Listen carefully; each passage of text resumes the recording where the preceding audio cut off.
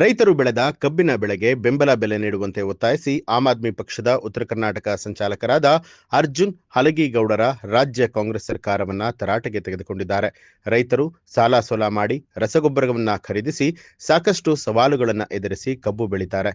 ಆದರೆ ಸರ್ಕಾರ ಹಾಗೂ ಸಕ್ಕರೆ ಕಾರ್ಖಾನೆಗಳು ಕಬ್ಬಿಗೆ ಉತ್ತಮ ಬೆಂಬಲ ನೀಡದೆ ವಂಚಿಸ್ತಾ ಇದ್ದಾರೆ ಅಂತ ಹೇಳಿ ರಾಜ್ಯ ಸರ್ಕಾರದ ವಿರುದ್ಧ ಅರ್ಜುನ್ ಹಲಗಿಗೌಡರ ವಾಗ್ದಾಳಿಯನ್ನ ನಡೆಸಿದ್ದಾರೆ.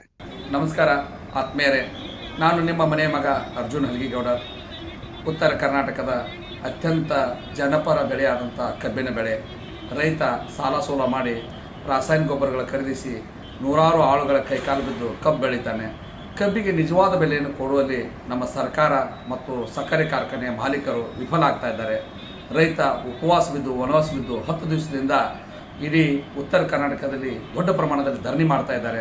ಎಲ್ಲ ರೈತ ಬಾಂಧವರೇ, ತಮ್ಮ ಎಲ್ಲ ಮನಸ್ಥಿತಿಗಳ ಬದಿಗಿಟ್ಟು ಒಗ್ಗಟ್ಟಾಗಿ ಹೋರಾಡಿ.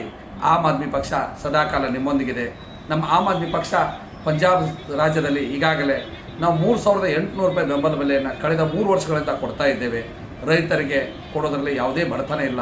ನಮ್ಮ ಸರ್ಕಾರ ಮನಸ್ಸು ಮಾಡಬೇಕಾಗಿದೆ. ಆದರೆ ಇವತ್ತಿನಲ್ಲಿರುವಂಥ ಆಡಳಿತದಲ್ಲಿರುವಂಥ ಕಾಂಗ್ರೆಸ್ ಸರ್ಕಾರ, ವಿರೋಧ ಪಕ್ಷದ BJP ಸರ್ಕಾರ, ಇವರಿಗೆ ಯಾರಿಗೂ ರೈತರ ಬಗ್ಗೆ ಕಾಳಜಿ ಇಲ್ಲ. ಕೇವಲ ಮೊಸಳೆ ಕಣ್ಣೀರು ತೋರಿಸಿ ತಾವು ರಾಜಕೀಯ ಮಾಡ್ತಾ ಇದ್ದಾರೆ. ರೈತ ಬಾಂಧವರೇ, ದಯವಿಟ್ಟು ಒಂದಾಗಿ ಒಗ್ಗಟ್ಟಾಗಿ ಹಗಲಿರುಳು ಧರಣಿ ಮಾಡಿ ಯಶಸ್ವಿಯಾಗಿ ನಿಮ್ಮೊಂದಿಗೆ ಆಮ್ ಆದ್ಮಿ ಪಕ್ಷ ಸದಾಕಾಲ ಇರುತ್ತದೆ ಅಂತ ಹೇಳ್ತೇನೆ. ನಮಸ್ಕಾರ. ನ್ಯೂಸ್ ಅಲರ್ಟ್, ನಿಮ್ಮಿಂದ ನಿಮಗಾಗಿ.